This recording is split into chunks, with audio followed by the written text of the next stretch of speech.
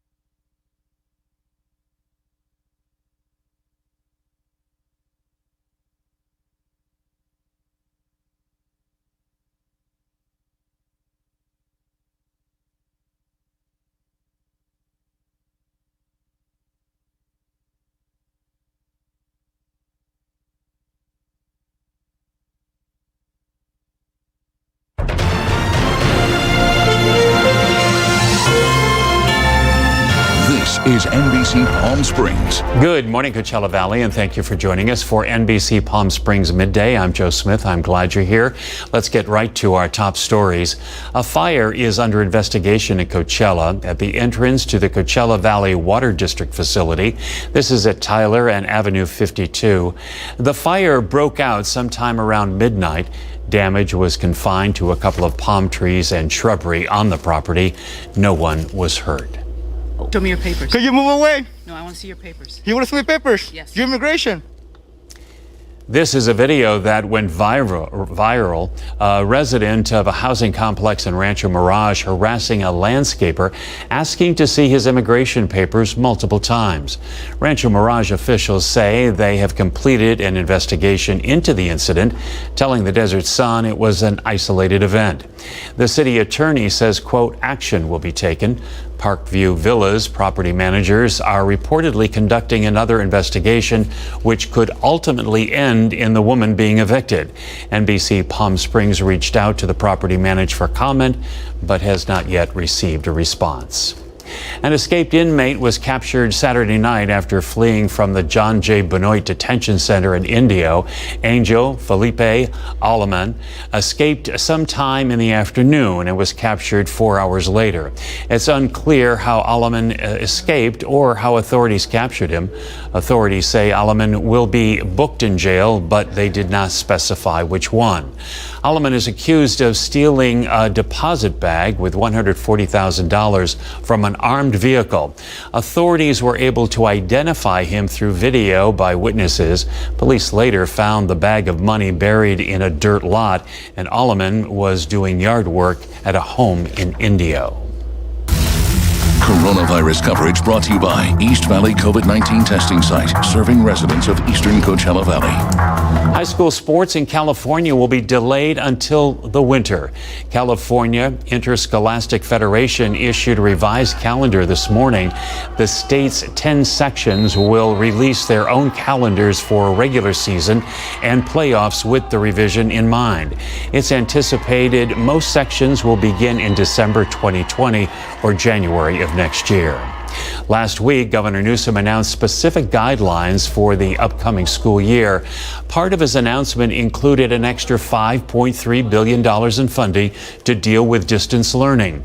Our Nico Payne spoke with school officials and teachers on how that funding will be used. After the governor's anticipated announcement, school leaders tell me they are happy to have guidelines that align with theirs, but they still have questions about extra funds and plans for our districts. That package includes $5.3 billion to deal with learning loss that was associated with some of the closures last year, and a very, very focused and intentional effort. California Governor Gavin Newsom, while discussing what the new school year will look like, announces extra funds available to California schools. Local districts in the Coachella Valley, explaining what they hope to be able to use the funds for, had one thing in common: technology to support online learning. I'm hoping that we would be able to access any funds that we needed for additional devices and connectivity. But I know there are other districts that are nowhere near where we are. To be able to ensure that we are providing that rigorous instruction that we're talking about in virtual distance learning. So that includes the devices, that includes the connectivity that we have to ensure works in order for our students to be able to connect and to be able to receive instruction from the teachers every day. For next school year, every child in Desert Sands from kindergarten to 12th grade will have that technology. And that's critical for what the governor was talking about for the rigorous distance learning. And while districts have to set up distance learning and make sure all students have access, teachers would be the ones using it day in and day out. $5.3 billion from the state obviously is a help. Desert Sands specifically really had a leg up on the technology, where we had already had a one-to-one device technology program in place. This school year is sure to be different from years past, but at the end of the day, the goal is to make sure students can learn without distractions and to create as normal of an environment as possible. What I really liked is how he truly connected. You know, as much as we all want to get, and we do too, we all want to get kids back in school. Wear your mask. Wear your mask and you get kids back in school. And with school starting in just a few weeks, some districts have decided to provide distance learning as an option for the entire year. Reporting in studio, I'm Nico Payne. As COVID-19 surges in the United States, some states, labs, and public health departments are warning turnaround times for testing have slowed. Now, the director of the National Institutes for Health says COVID-19 testing delays is undercutting their usefulness. The average test delay is too long. You're absolutely right. It averages around the country. It's about 3 days, but in some places it's as long as a week. And that really undercuts the value of the testing, because you do the testing to find out who's carrying the virus and then quickly get them isolated so they don't spread it around. And it's very hard to make that work when there's a long delay built in. Some states are reporting 3-week delays for results. This despite federal efforts to support testing in some cities and regions. The FDA has issued an emergency use authorization for Quest Diagnostic to begin pooling testing for the coronavirus. Samples from up to 4 people can be tested at once. If the pool tests come back negative, then the group is cleared. If it's positive, then everyone will need to be individually retested. Experts say this will allow faster testing while preserving supplies. The CDC updates guidelines for people with COVID who are isolating at home. Now, a person can stop isolating 10 days after symptoms first appeared under 2 conditions. 24 hours must have passed since the last fever without the use of fever-reducing medications, and symptoms such as coughing and shortness of breath must have improved. Research shows an experimental coronavirus vaccine developed by Oxford University caused a protective immune response in hundreds of people. So the vaccine triggered antibodies against the coronavirus and also produced important T cells that continue to fight off the virus. Larger trials of 10,000 people or more are still underway. Here are the latest numbers, COVID-19 numbers from Riverside County and the entire Coachella Valley from Friday. Numbers are not released on the weekend. Over 28,000 cases in Riverside County, nearly 7,900 of those in the valley. 587 deaths in the county and 173 in the valley. Hospitals in our county are seeing a surge in COVID-19 patients. We hear from one doctor. She went to New York to help during their surge in cases and is back home to help with ours. Kitty Alvarado has her story. Dr. Stephanie Lowe is an emergency medical physician at Riverside University Health System Medical Center. Her passion to help people and challenge herself took her to New York to help at the height of their COVID surge. It was almost indescribable how many patients that they had and how their hospitals were functioning. She was assigned to work in the intensive care unit, which at that point was most of the hospital. Their ICUs were completely overwhelmed.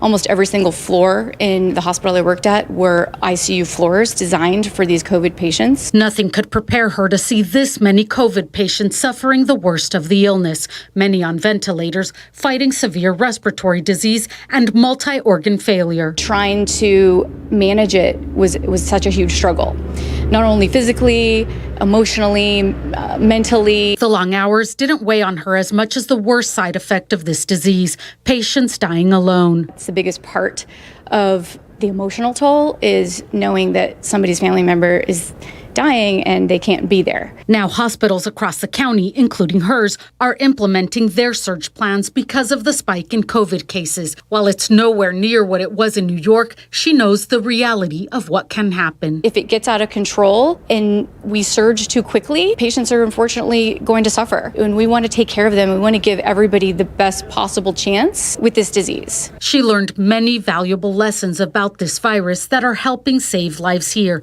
and is grateful for the trials she went through to learn them. What an amazing experience that I got to go there, that I got to see it, and that I got to help and somewhat hopefully made a difference. Kitty Alvarado, NBC Palm Springs. This is the last week for the $600 bonus added to state unemployment benefits. While the coronavirus relief program technically doesn't expire until July 31st, this coming week will be the last for paid benefits. That's because payments are only provided for weeks ending on either Saturday or Sunday. The change will be a blow to many of those unemployed. Small businesses have been bearing the brunt of the coronavirus economic crisis. About 3.3 million small businesses are expected to close, but a majority of those businesses are minority owned. 40% are Black owned, while 32% are Latino owned. Small business advocates are hoping for better treatment from Washington lawmakers. We've seen this country really bail out some industries, bail out major industries. But remember, like small businesses, we employ over half of the people in this country, but we always seem to get the shaft. Another round of small business relief is underway, and owners are hoping it'll be better than the first. Let's take a live look outside right now. This is our Agua Caliente Casino cam in Palm Springs. It is now time to get a check of your AccuWeather forecast with Mike Everett in for Jerry Steffen. Tracking a very temperate week as far as late July in the desert goes. In fact, we were warm on Sunday. We got up to about 116 degrees. We saw those winds gusting up to about 30, 35 miles an hour. We're going to do a couple things this week as we're tracking not one, but two systems moving in off the Pacific. Neither of them have any rain potential, but what they do is they keep the flow onshore. That keeps us breezy in the afternoons, but will help to dial back those temperatures and, more importantly, keep that monsoonal flow that we've been tracking for the last couple of weeks well off towards our east. So we'll see some of those afternoon thunderstorms fire up in Arizona, New Mexico, even into Colorado and Utah as well. That will not be an issue for us and doesn't look like it will be for the next 7 days because another system punches in from the northwest during the second half of the week, keeps the flow onshore, keeps the monsoon off towards the east, and wait till you see what it does to temperatures. Today, it's going to be another warm one. In fact, we'll be about 3 to 4 degrees above average once again. 108 is the 30-year average for today's date. We'll see those dew points sitting in the mid to upper 40s as well. 111 looks like where we'll top out in Palm Springs. Again, above average, but 5 degrees cooler than Sunday, and that's some good stuff. Take a look at radar. We're already seeing some shower activity popping up near Phoenix there. Again, we will see the center of that high right over top of the Four Corners region and staying there. So they'll see some afternoon storms. You'll see some clouds off towards the east, but nothing in our neck of the woods. Next 3 days brought to you by Comfort Air shows those temperatures dialing back slightly on Tuesday. It's what happens on Wednesday. That's our big story. Details coming up. Alrighty, Mike, thank you. A life-saving device developed right here in the Coachella Valley. Coming up in our desert past, how a pilot became a giant in the medical community. And in Your Health Today, last week we brought you hydrating foods, but this week we're going over dehydrating foods and liquids. Today, it's alcohol. Thalia Hayden's got the details coming up.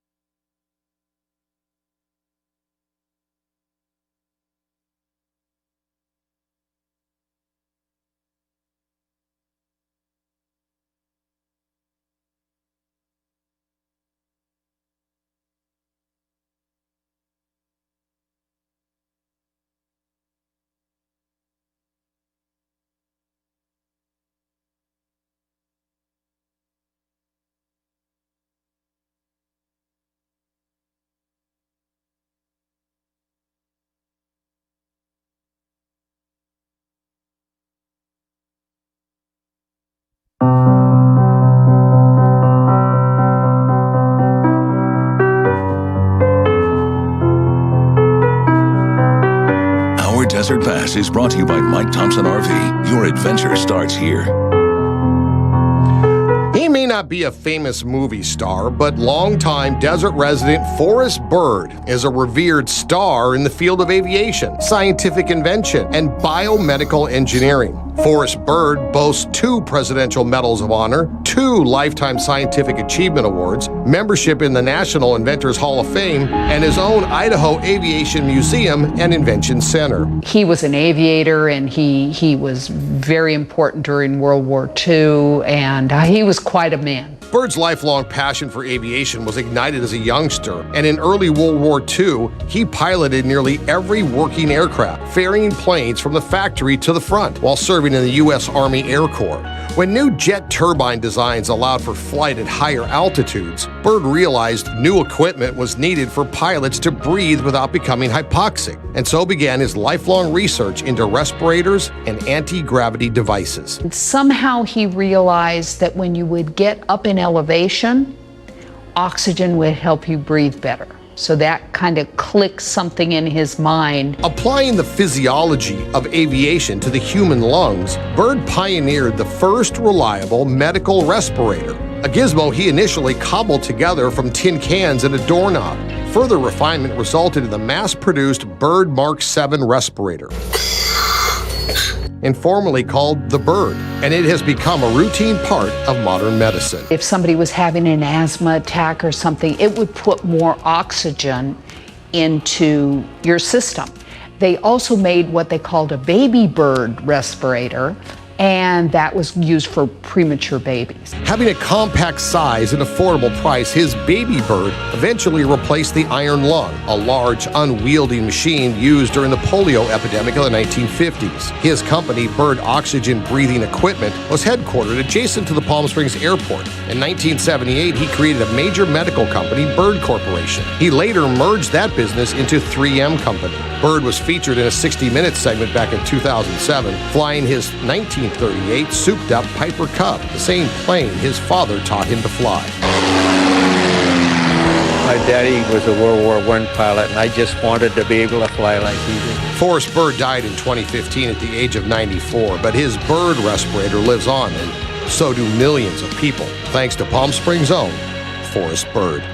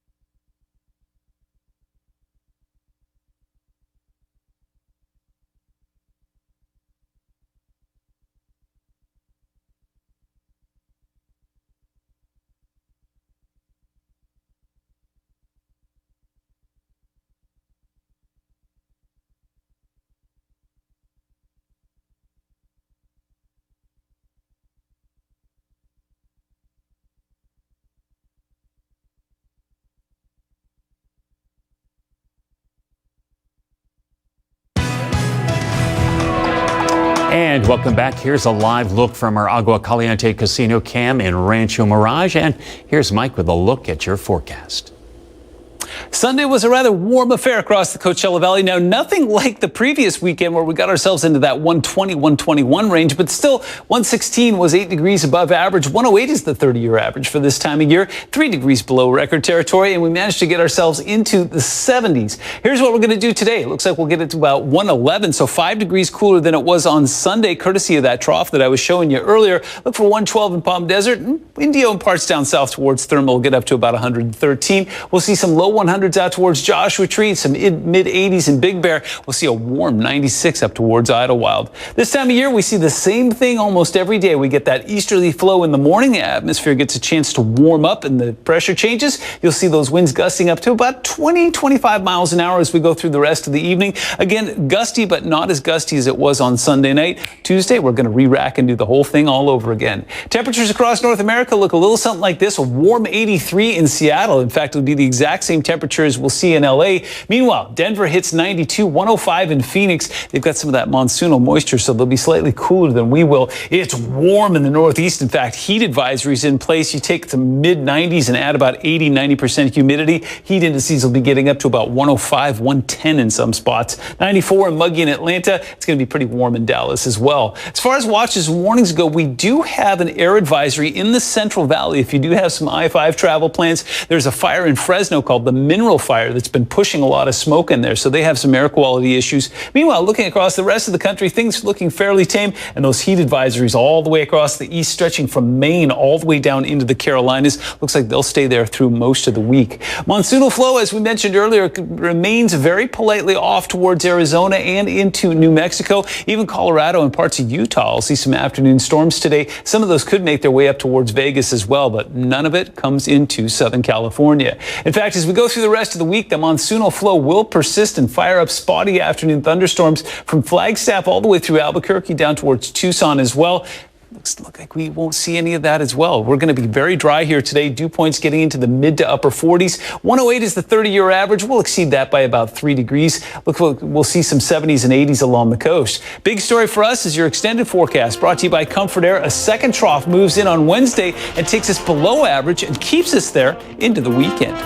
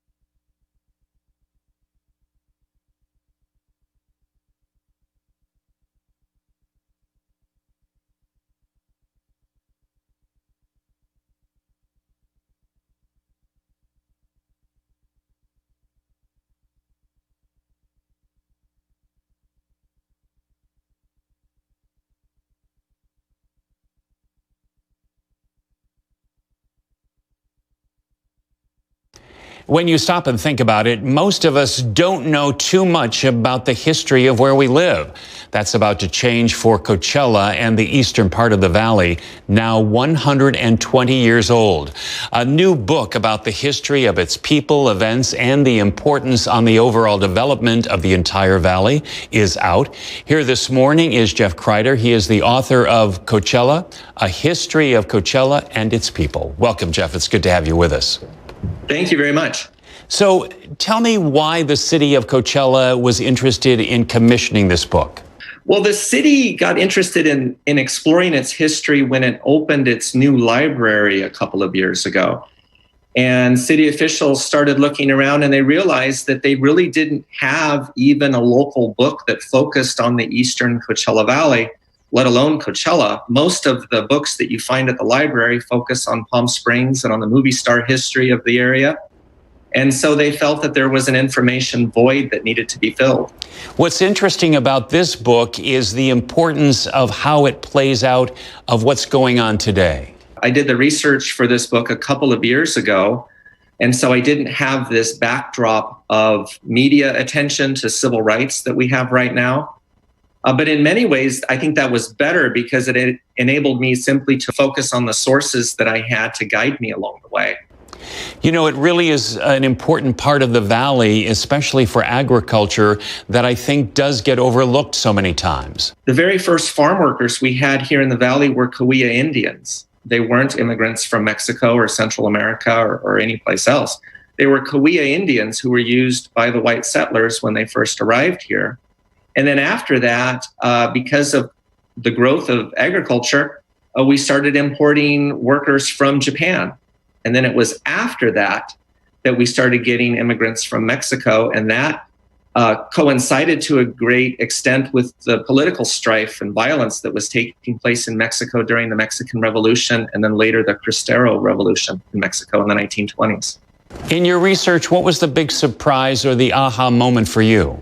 A lot of the immigrants who came here in the early days were actually extremely successful people where they came from, but they came here because of conditions in other countries that, you know, made coming to the United States very attractive to them. Just very impressed with the entrepreneurial spirit that many of the early immigrants had here, and the fact that they came here and were able to make a go of it. And they were able to find their niches in agriculture. Some of them went on to open grocery stores, others opened restaurants, others opened other types of businesses. You know, most people, when they set out to do a book, they want to really kind of find out something that they think they already know. Well, in this case, I was given free rein to basically go fish and see what I could find. And since I am a former investigative reporter with the Desert Sun and the Press Enterprise, before that I worked at the Imperial Valley Press, I'm used to doing research. And what I did is I basically built upon the research that others had done on the East Valley. We're not only informing people, but we're enabling them and enabling really anyone who reads the book to recognize and acknowledge the pain and suffering in many ways that immigrants and people of non-white ethnicities have experienced here. And I felt that that was very important to share. Well, we hope people will take a read of this. It's on their website, on the Coachella Valley website. Jeff, thank you so much for being with us. I really appreciate your interest. Thank you. And keep it right here. We'll be right back.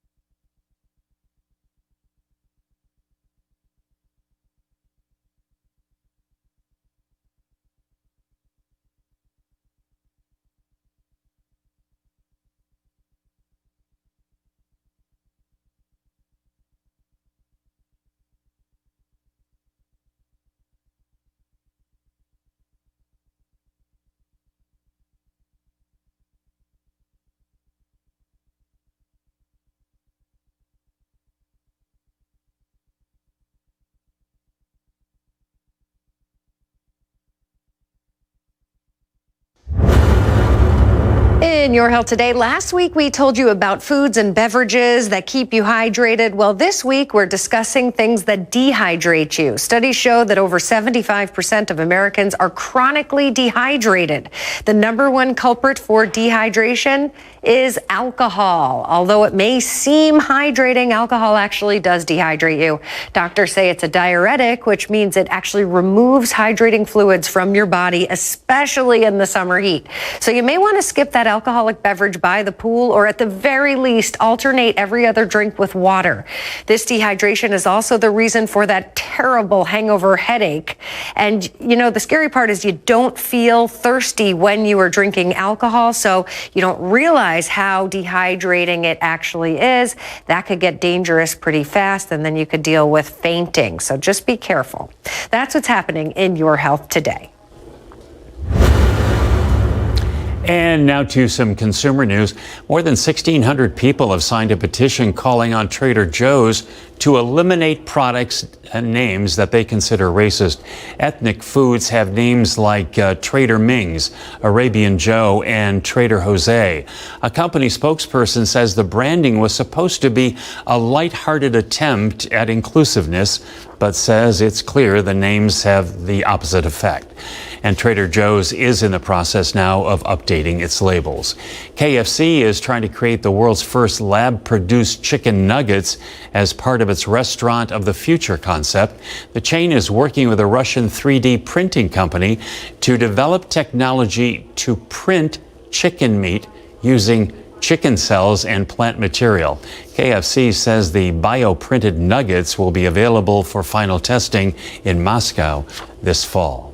Taco Bell is retiring several items from its menu, 11 items in total, including the grilled steak soft taco, the 7-layer burrito, and Nacho Supreme will be removed from the menu August 13th.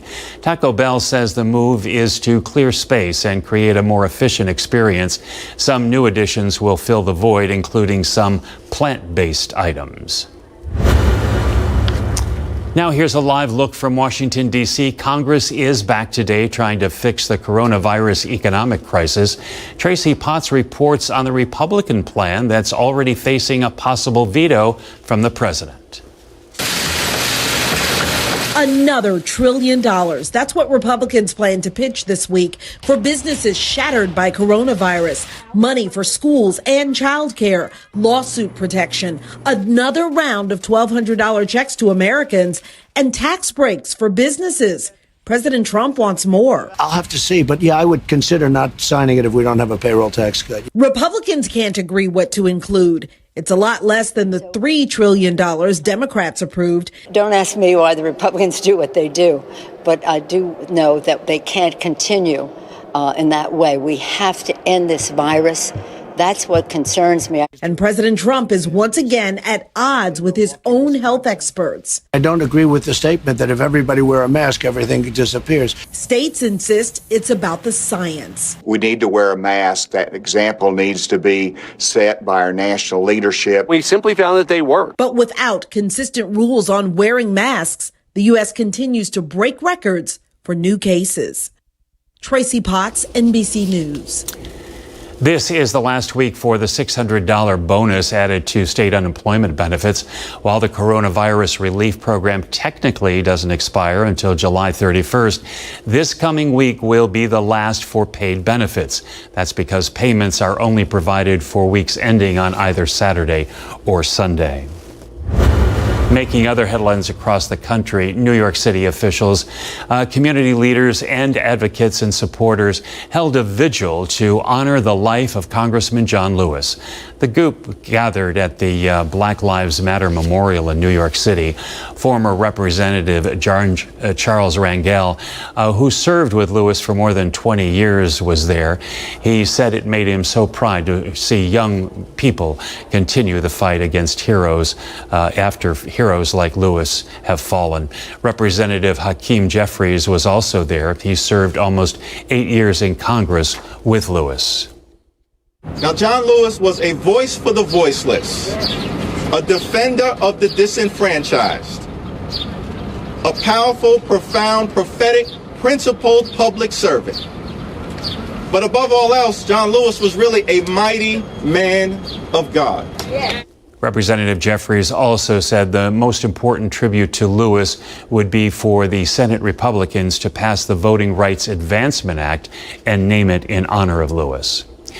The husband and son of a federal judge in Newark, New Jersey, were at home, and they were shot at their home over the weekend.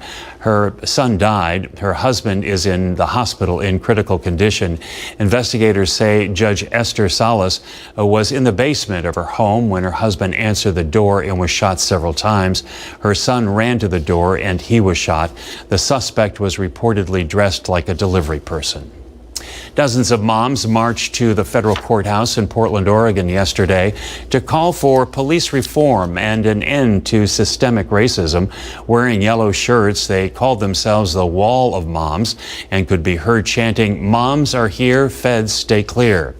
Early in the evening, the crowd was large but peaceful. By midnight, protesters had torn down part of the fence and federal officers tear-gassed protesters. I think what they want to do is scare us away, the feds. They want us to stop protesting, and it's the opposite effect. More people came out tonight. There were several people out yesterday that never protested before, and they were at home saying, "I'm coming back, I'm bringing a friend." I brought 3 other people with me tonight. Many of the moms were also in downtown Portland Saturday and were tear-gassed by federal officers. Downtown Portland has been the site of many clashes between protesters and law enforcement over the past 7 weeks. Reed Binion reports. Our community has had enough. Our business owners have had enough. Our officers have had enough, and Portland has had enough. Portland Police Association President Daryl Turner addressing the city's weekend protests, which authorities declared a riot after police say the association's office was set on fire.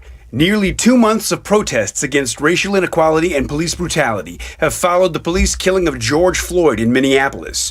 Recent controversy in Portland has focused on the unidentified federal officers arresting protesters.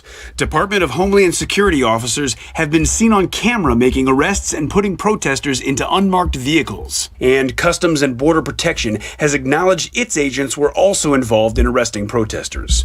Oregon's Attorney General is suing the DHS. These federal agencies are operating with no transparency and against the will of just about every leader in our state. Those leaders include the governor and U.S. Senator Jeff Merkley of Oregon.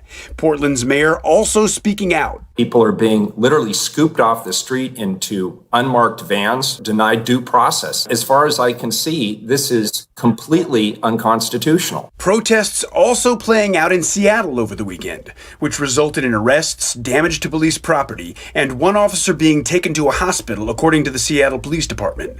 I'm Reed Binion reporting. Take a live look outside with our Walter Clark Highway 111 camera. And Mike Everett is up next with your full forecast. Stay with us, please.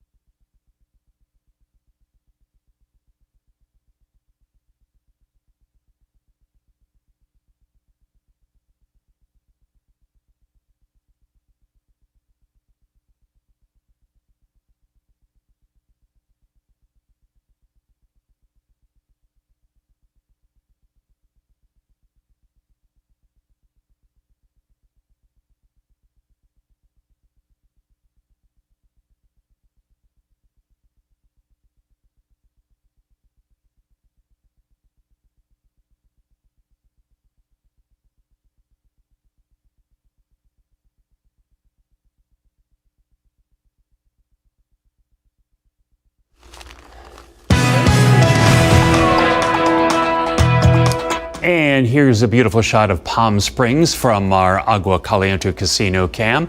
Let's check in with Mike. He's in for Jerry. How's the weather?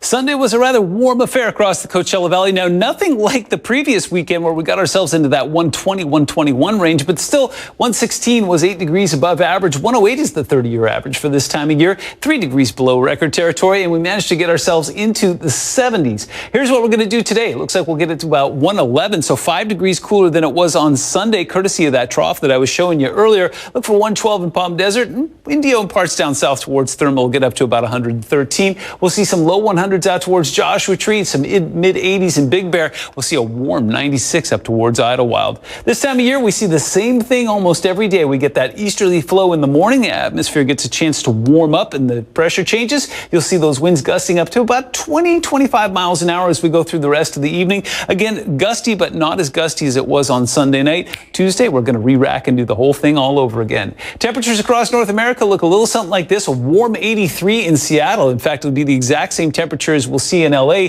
Meanwhile, Denver hits 92, 105 in Phoenix. They've got some of that monsoonal moisture, so they'll be slightly cooler than we will. It's warm in the Northeast. In fact, heat advisories in place. You take the mid 90s and add about 80, 90% humidity. Heat indices will be getting up to about 105, 110 in some spots. 94 and muggy in Atlanta. It's going to be pretty warm in Dallas as well. As far as watches and warnings go, we do have an air advisory in the Central Valley. If you do have some I-5 travel plans, there's a fire in Fresno called the Mineral Fire that's been pushing a lot of smoke in there, so they have some air quality issues. Meanwhile, looking across the rest of the country, things looking fairly tame, and those heat advisories all the way across the east, stretching from Maine all the way down into the Carolinas. Looks like they'll stay there through most of the week. Monsoonal flow, as we mentioned earlier, remains very politely off towards Arizona and into New Mexico. Even Colorado and parts of Utah will see some afternoon storms today. Some of those could make their way up towards Vegas as well, but none of it comes into Southern California. In fact, as we go through the rest of the week, the monsoonal flow will persist and fire up spotty afternoon thunderstorms from Flagstaff all the way through Albuquerque down towards Tucson as well.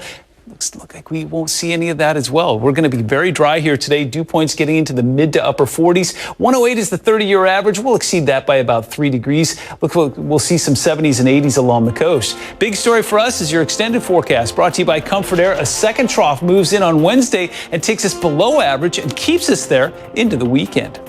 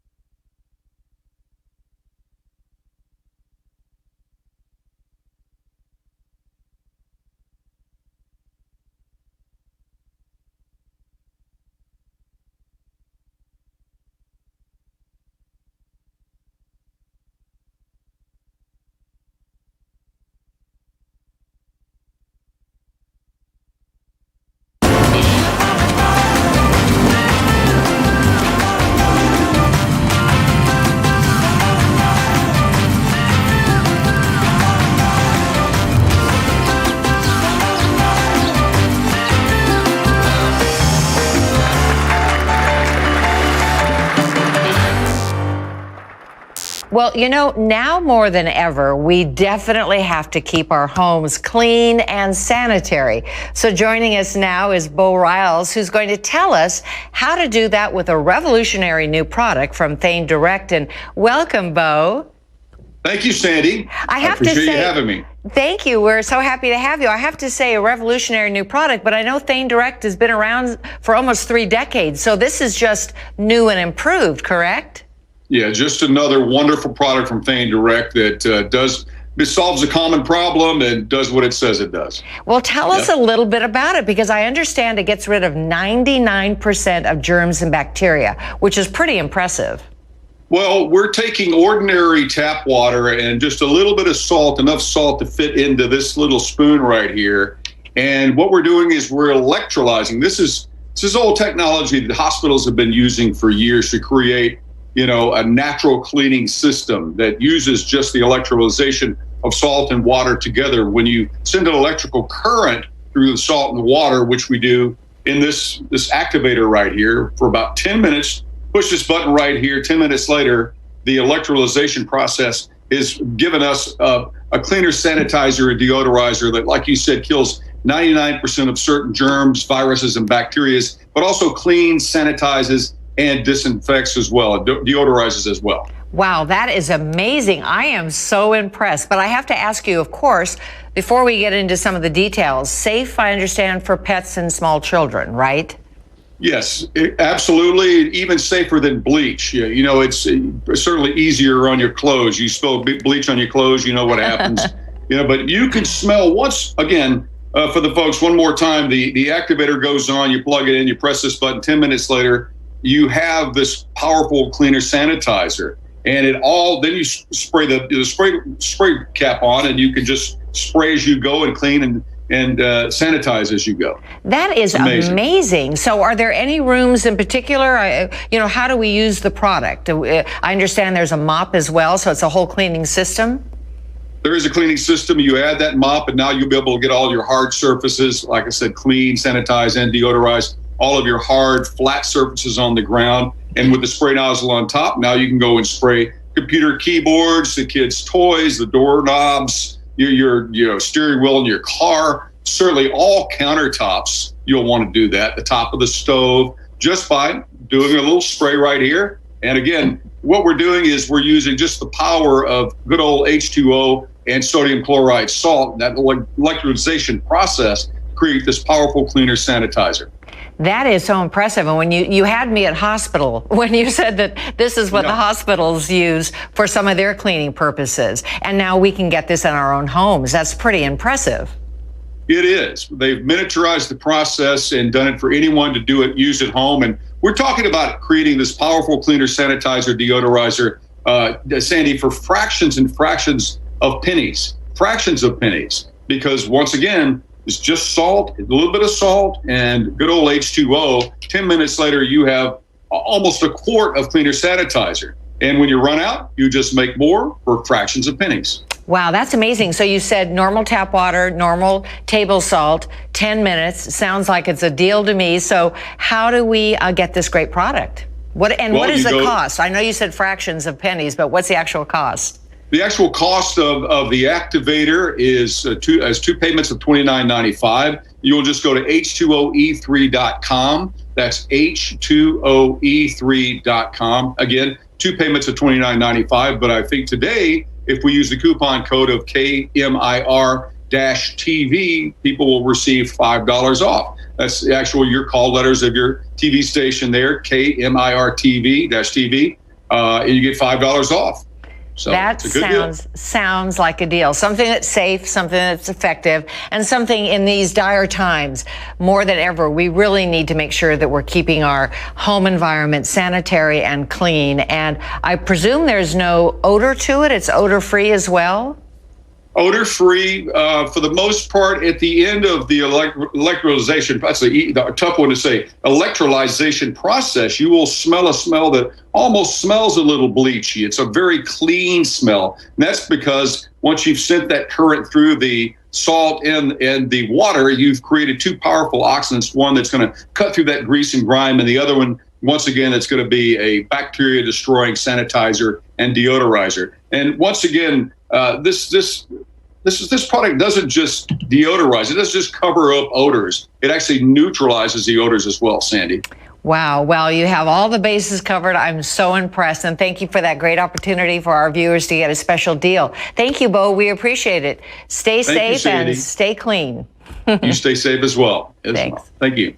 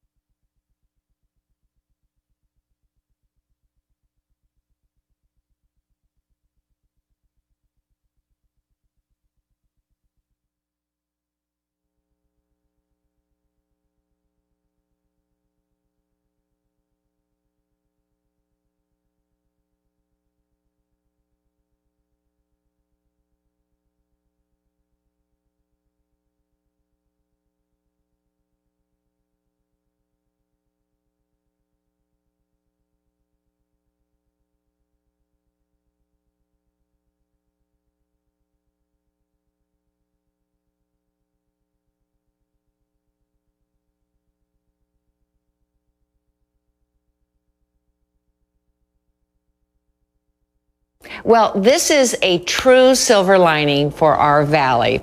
The Living Desert has some good news, so we want to welcome Alan Monroe. Welcome, Alan. Thank you so much for joining us. Well, it's my pleasure. Glad to come and join you.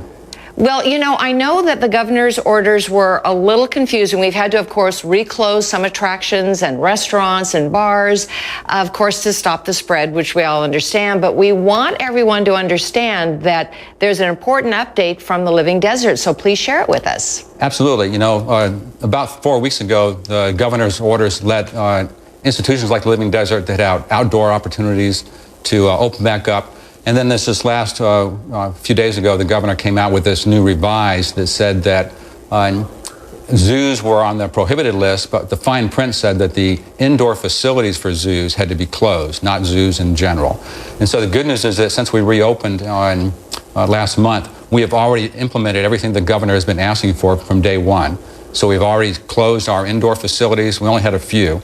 And we put in place all these standard COVID safety concerns that we have in terms of social distancing, hand sanitizer, time ticketing, to make sure that everybody feels as safe and comfortable when they come and visit our wonderful facility. Well, that is such great news for all of us, because I know during the pandemic, when you did have to close, it's an enormous expense to keep the animals healthy and fed. So you really do welcome visitors because, of course, economics are crucial to keeping our Living Desert thriving. They are, and of course, we're part of the local community, so we were glad to be able to shut down early on and help slow down the spread of the COVID virus. But for a nonprofit like us that has such a high fixed operational cost, you know, we can't just close our doors and walk away.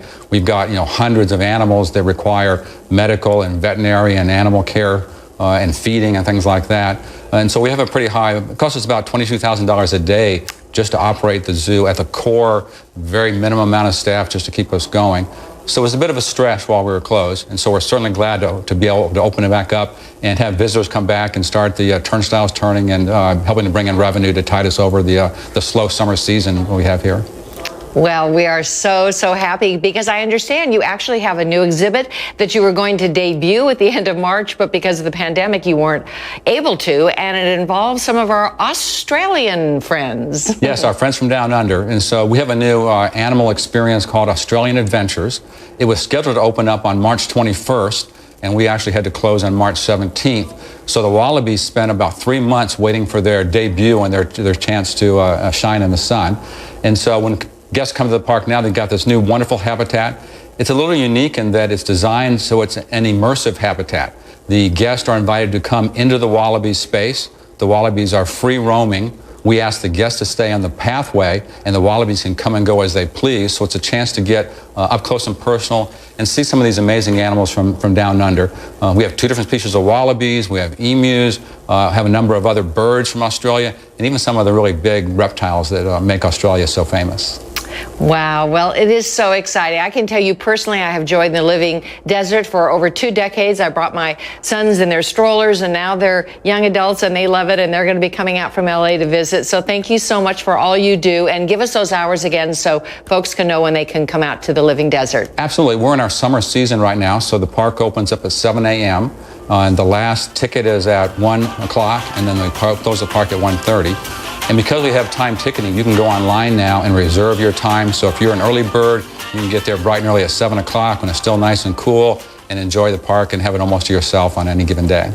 Sounds like a date. Thank you so much, Alan, for joining us. We'll see you at the Living Desert. My pleasure.